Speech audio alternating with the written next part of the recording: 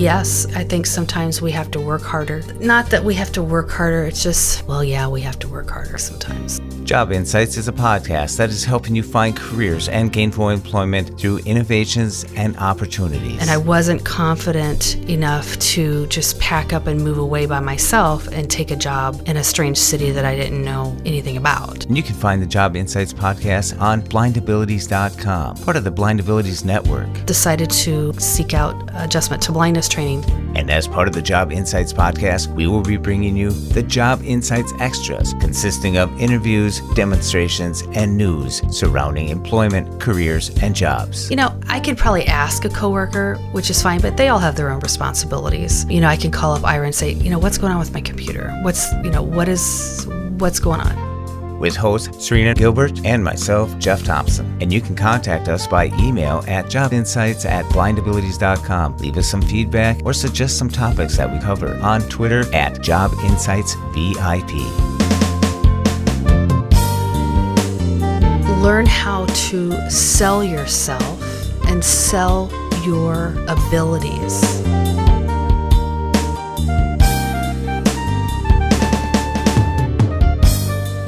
Welcome to this episode of Job Insights Extra. I am here with Jeff Thompson's better half, Lori Thompson, and she is going to share with us a little bit about her journey and her career pathway, and will, of course, not talk anything negatively of Jeff ever.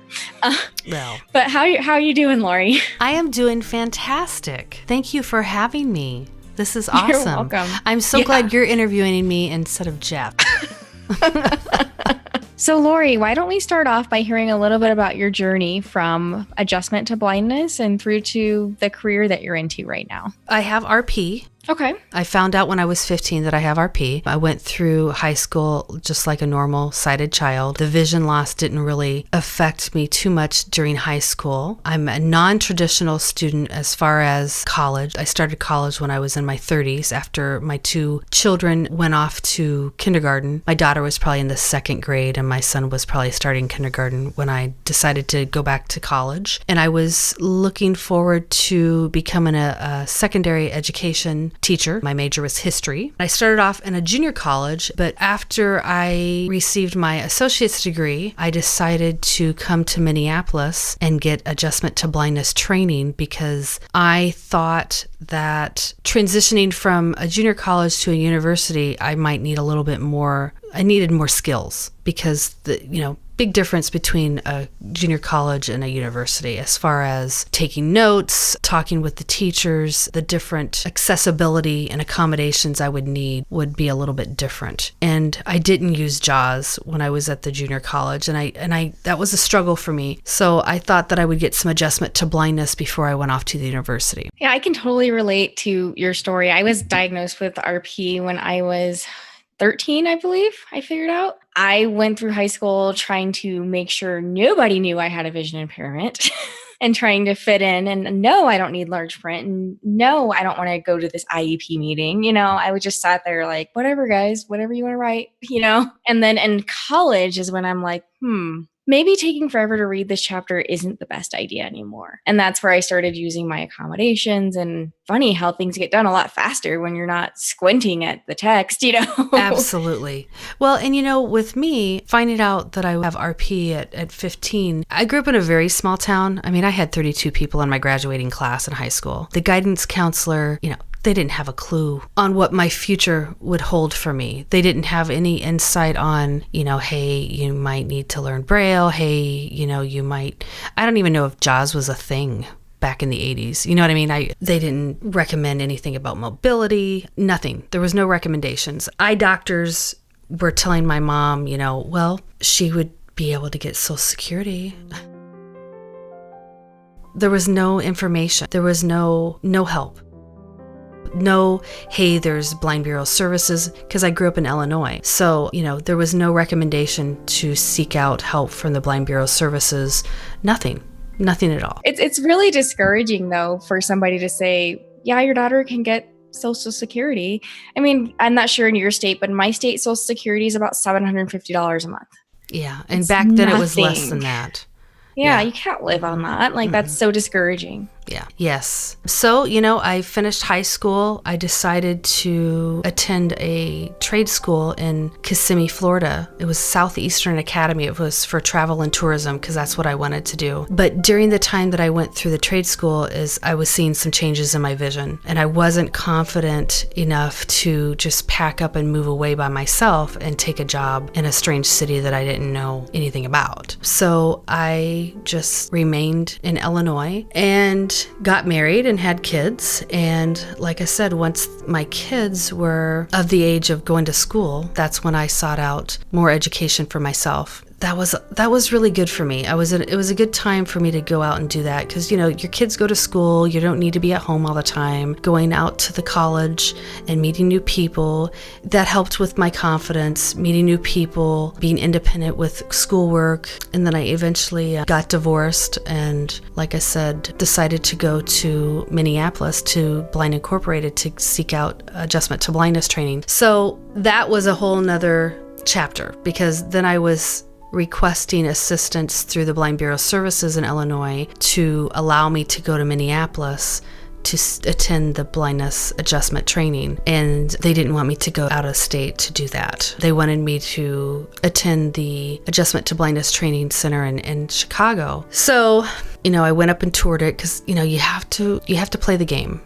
So I went up and I toured the Adjustment to Blindness Training in Chicago, and to me it was kind of felt institutionalized. I didn't feel like it was something for me. And at the time, I was divorced and I wanted to bring my children with me because for me, going through the adjustment to blindness training and learning how to deal with my blindness every day, I needed to incorporate that in my real life with my kids every day as well. So it wasn't going to work. And in the meantime, I had a friend getting married here in Minneapolis and I came up to visit. And when I came up to visit her for the wedding, I took a tour of Blind Incorporated and talked with the director, Sean Mayo, who was the director at the time. And we sat down and we talked and I took a tour and I really liked the whole philosophy and what they could give me as far as the training. And she had no problem with me bringing the kids. I wouldn't be able to live in the housing that was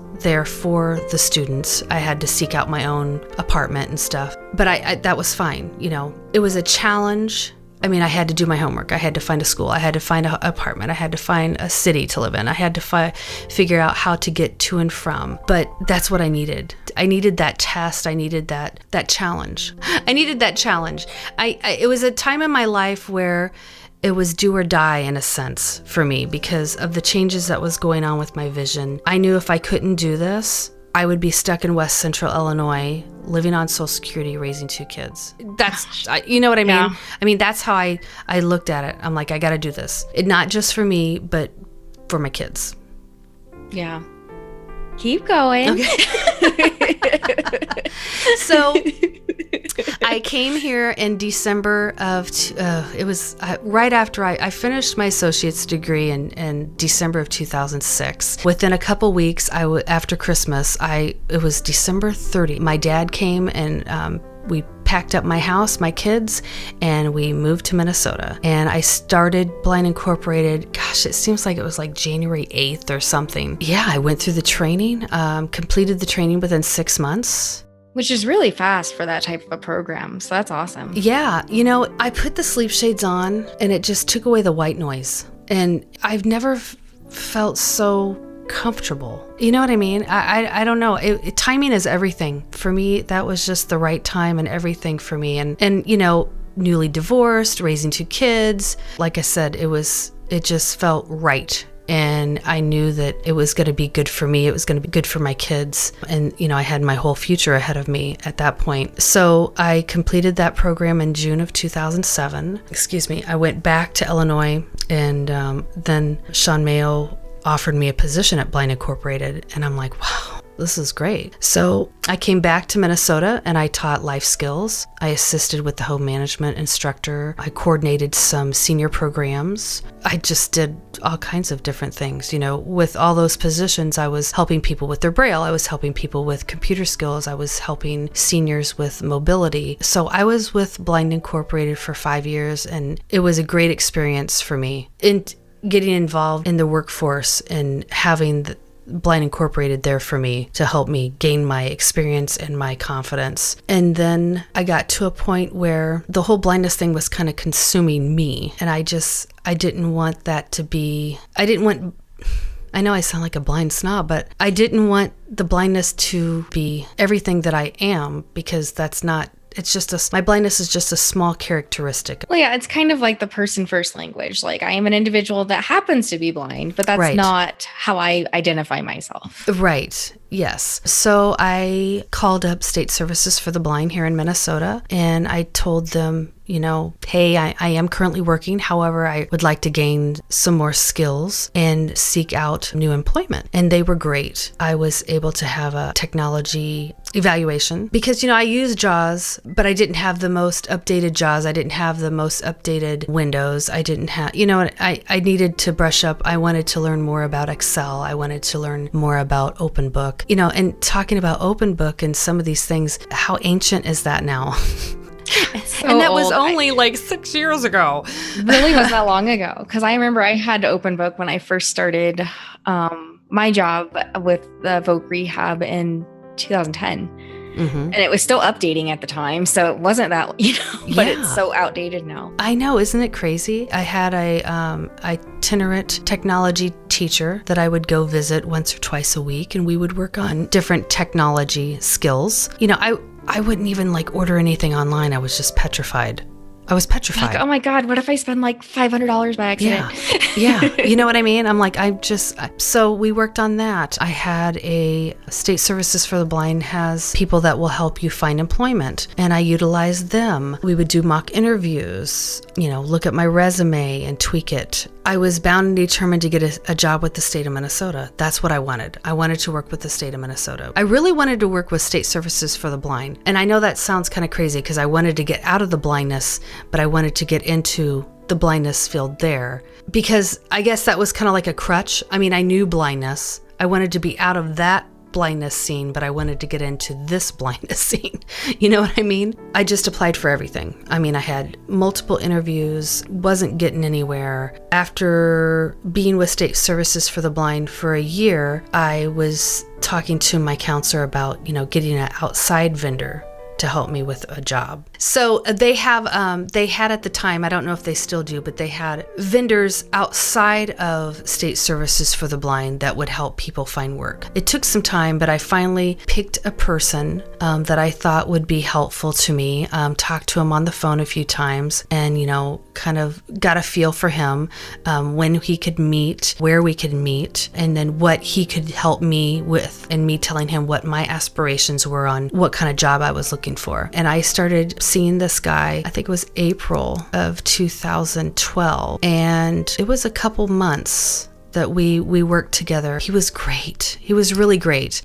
We would meet at the library, and he had me do a job log, and I would show him the jobs that I was applying for, and we would look at the qualifications, and we would sit down and discuss, the qualifications, how to make my resume better. We would do little mock interviews. He would ask me questions. And I remember, I think we were together maybe 2 or 3 months, and I had applied for the job that I currently have, and I got an email from the Board of Pharmacy. By the way, I work for the state of Minnesota, the Board of Pharmacy. And I remember getting this email. I had went out to dinner with a friend, and I said, I got this email. They want me to do an interview. I said, but I don't think I'm going to go. And she's like, why? And I'm like, well, who emails someone for an interview? You're supposed to call people up on the phone. That's me being old school. You know what I mean? Mm-hmm. And she was in a position where she would hire people. She goes, I email people for interviews all the time. And I'm like, really? She goes, yeah. She goes, that's how we do it now. I'm like, oh, okay. Well, I guess I'll go then. So went to the interview, and I did not disclose any blindness to them prior to. I mean, I had blind incorporated all over my resume, but they had no idea that. They just thought I was a teacher there. They didn't know I was a blind teacher. Mm-hmm. And so when I went to my interview, they called me, and I picked up my cane and followed them back to the office where we had the interview. And my interview was supposed to be a half hour. I think it was a little over an hour. They went through the responsibilities of the job, and then they said, do you have any questions? I'm like, no. And they're like, well, how, and I said, well, with me being blind, I use different technology to complete the tasks that you're requiring me to do. And I explained to them, I use the CCTV, I use JAWS on my computer, I use OpenBook, and I explained everything about how these pieces of technology would work and how I could facilitate my job duties. It was great. I had been on other interviews during this whole process of trying to find a new employment, and it was very nerve-wracking. But this was such a great interview. And I think I got to the point where it had been like 2 years I was trying to find a job. And I didn't really give up, but I kind of relaxed because I'm like, this is probably not going to work, but we'll do this anyway. And I just relaxed, and it was the most comfortable interview I've ever had. And it paid off. It was great. So that tells you that was a really good fit for you. Yeah, it was really great. I mean, and they weren't like, when you go to an interview, some people they've already got their mind made up as soon as they see, she's blind. How's she going to do this? Exactly. They were very open-minded. They just took it all in. And I remember the next day, I was getting text messages and phone calls from my references going, hey, someone just called here. And I'm like, oh my God, this is serious. This is serious. They're calling my references, Yeah. And I think that was on a Friday, and I'm like, oh, they're going to call me. Every time my phone rang, I was like, oh my God. They didn't call me finally until Tuesday to offer me the job. I went all weekend, all Monday, and then finally Tuesday. I'm like, oh my gosh. I was just crazy for the whole weekend. That's torture too. It is torture because they're checking your references. Yeah. I'm like, oh my gosh, you guys. So they offered me the position, and I started in September of 2012, and it was awesome. Awesome. Awesome. And I've been there for 6 years. Tell me a little bit about some of the accommodations that you utilize on your current job. So I was using OpenBook. I was using JAWS. I have a Perkins Brailler. That was in the beginning. Now an OAS intermediate. And now I deal with all the complaints that come through. So if you go to the pharmacy and you have a bad experience, you can file a complaint with the Board of Pharmacy. And that complaint comes to me, and I will enter that complaint into our computer system. Now my job that I have, I think, is a lot more accessible. Not only just because of what I do, but because of the technology that there is out there now in such a short period of time, in just the 6 years. So I continued to use JAWS. I use less and less of the CCTV because of the changes in my vision. I don't use OpenBook as much. I use Seeing AI for the handwriting a lot. When I scan the information into my computer, they bought a program that's a voice recognition program that goes with the Canon copy and fax machine. I don't use it with the voice recognition. I use it with the numpad. So I can navigate the copy and fax machine by using the numpad, and I can scan these documents to my email. And then once it comes into my computer, I have Adobe Pro on my computer, and it OCRs everything, and that works with JAWS. So it'll run it through. I don't have to rotate. I don't have to fix anything. It just automatically scans it, and then when it's all done scanning, then JAWS starts reading it to me. And then I can save that into my computer where I need to save it so that the inspectors and the other board members can retrieve that information to look at it to make their decision whether they want to dismiss or enforce something against this complaint.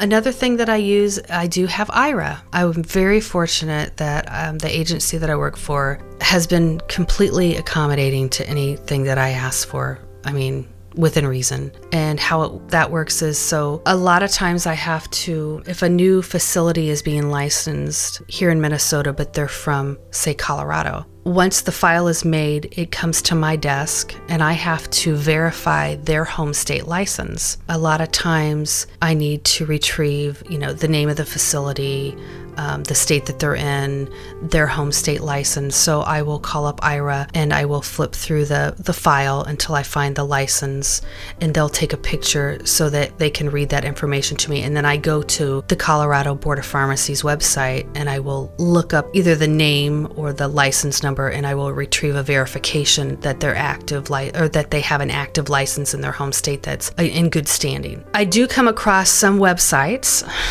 can name like South Carolina and I think it's Kentucky.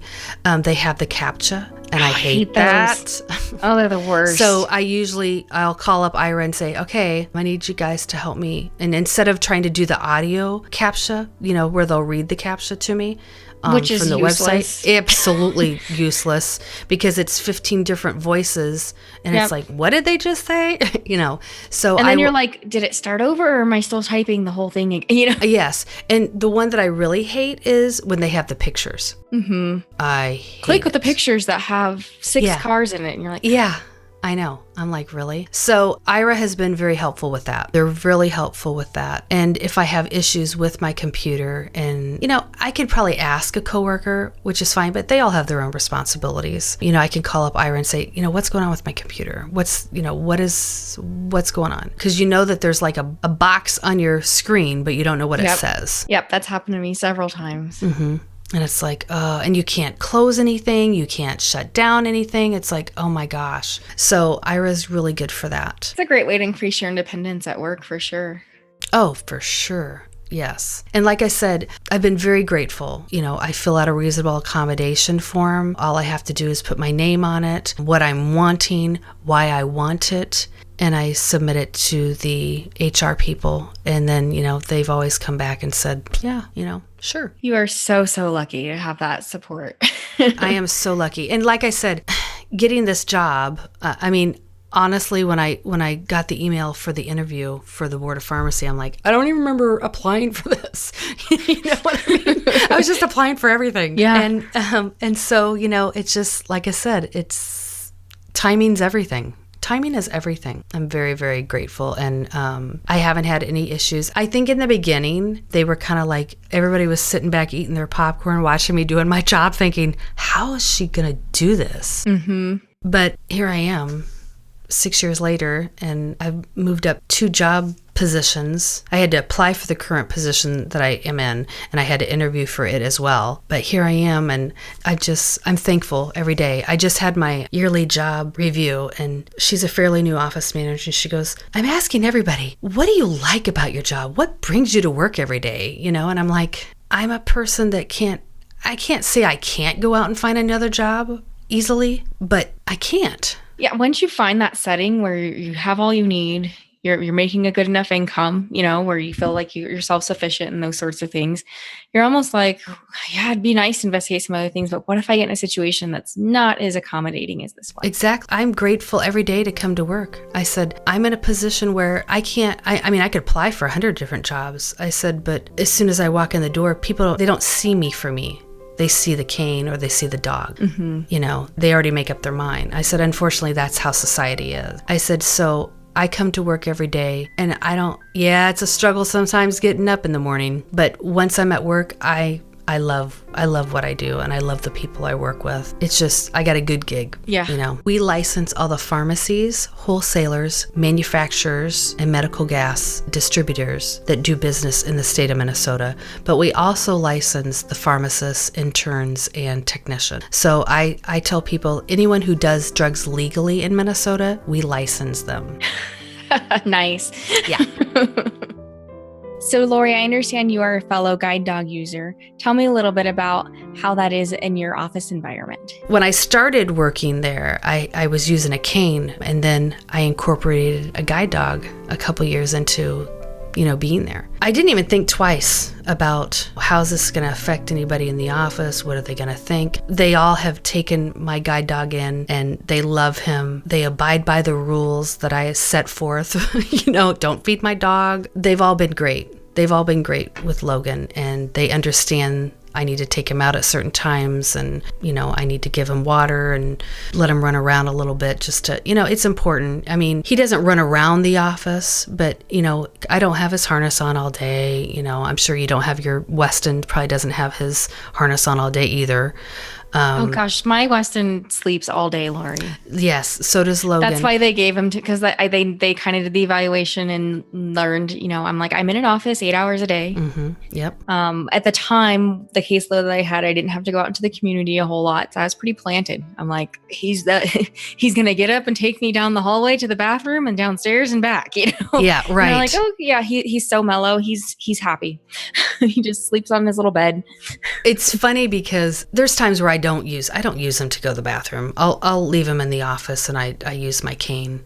Mm-hmm. But as soon as we have a door that goes out to the lobby that shuts, and then we have an outside door that goes out to the hallway that shuts, as soon as that second door shuts, he's up. He's up looking for me. You know what I mean? It's funny how social butterfly. Oh yeah. And everybody loves him, You think he's looking for you. Really, he's just going to say hi to everybody. Yeah, exactly. But he's a good boy. Everybody loves him. And, sometimes he'll get up and he'll go move by the girl by me. But he does it, I think, when she's stressed out. They just pick up on so much. You know what I mean? Yeah. Yeah. So he's been great. Tell me a little bit about your commute to work. How do you get to and from work?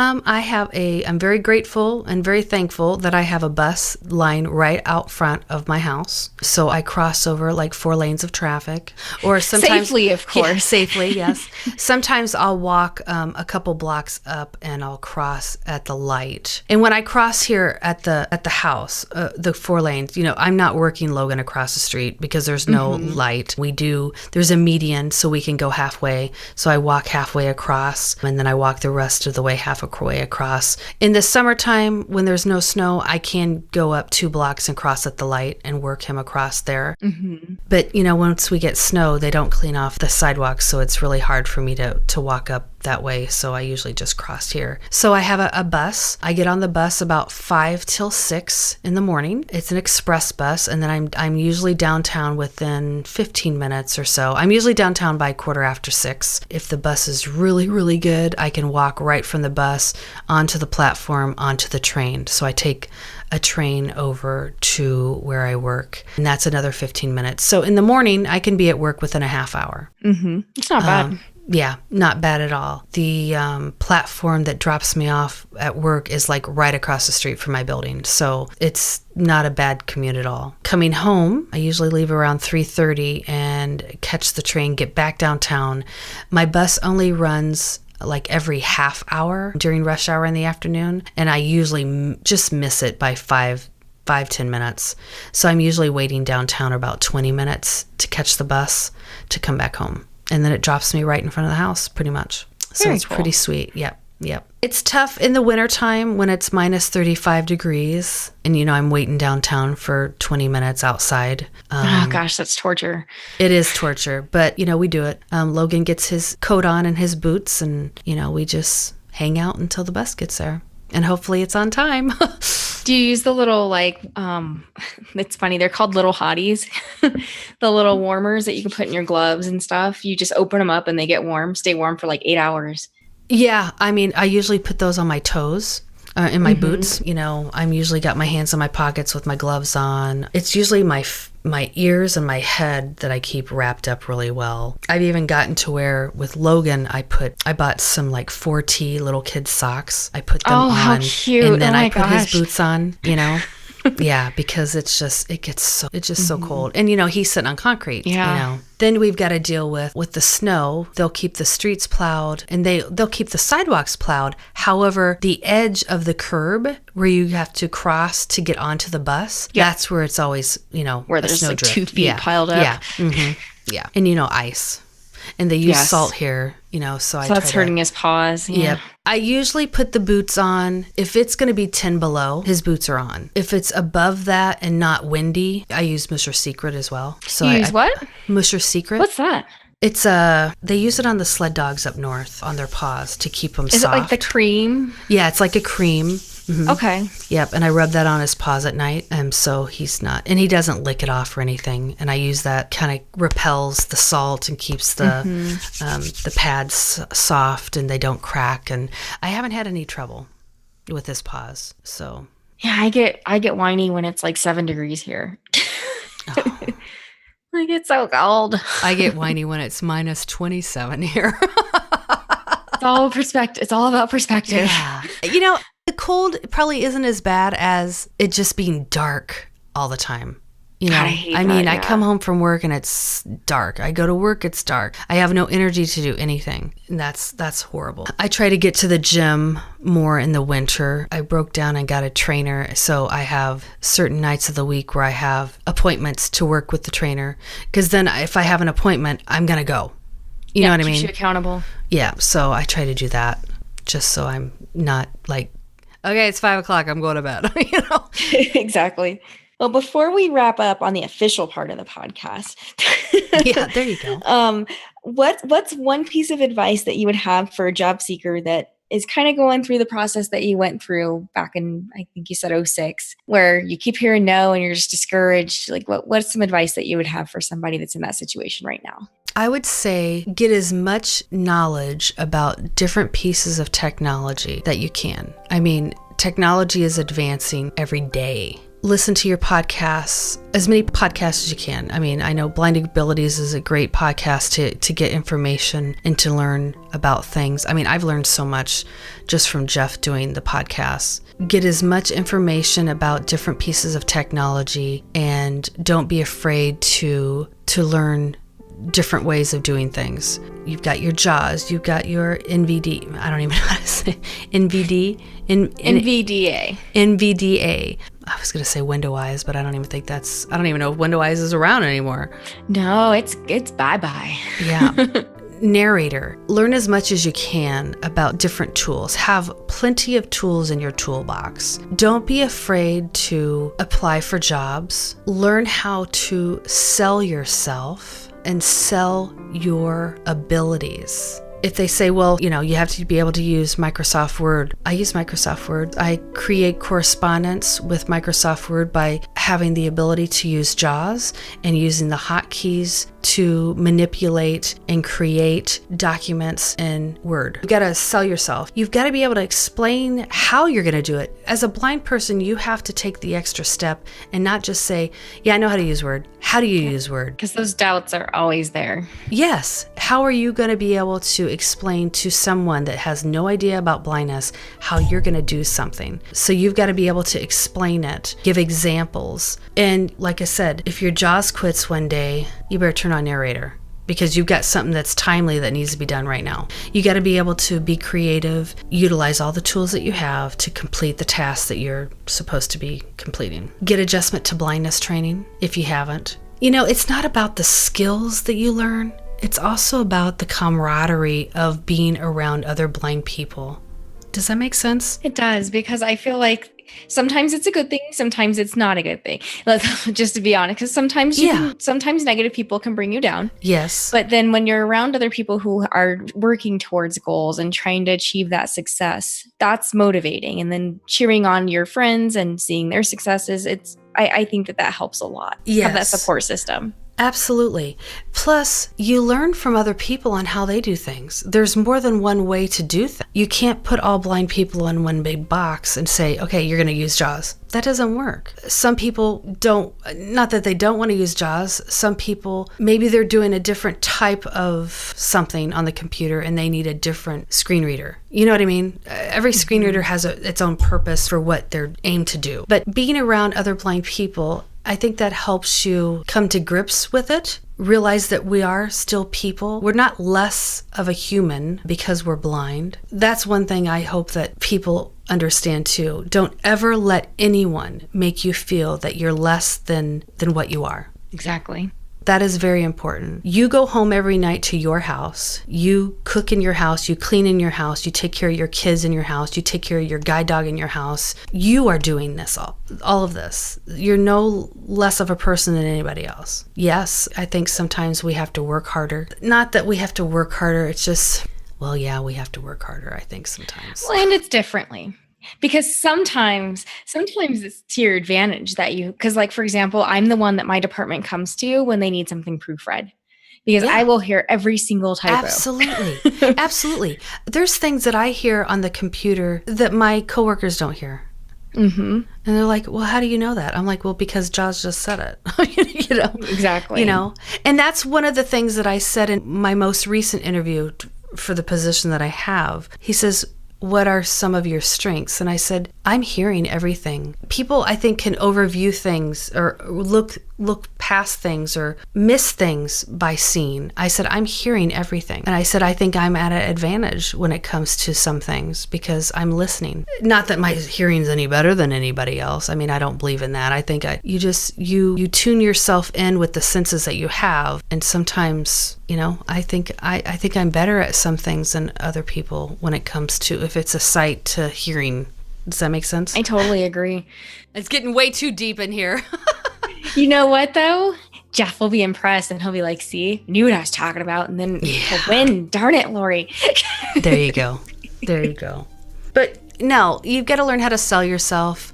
You've got to gain as many tools in your toolbox as you can. And don't give up. Don't ever give up. Because when the time is right, you're going to get everything you want. That is the perfect note to end that on.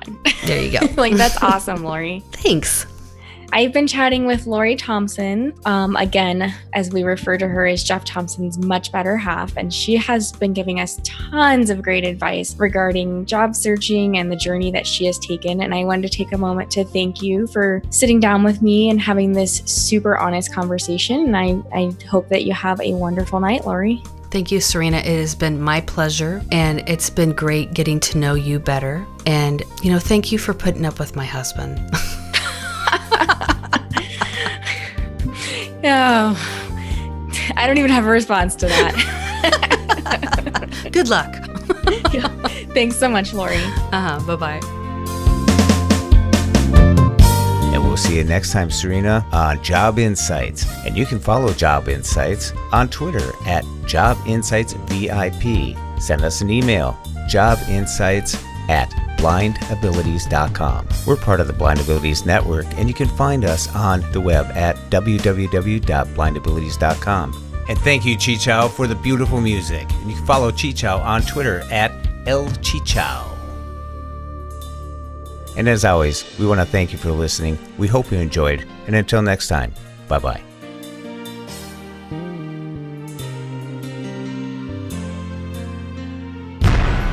When we share what we see through each other's eyes, we can then begin to bridge the gap between the limited expectations and the realities of blind abilities. The realities of blind abilities.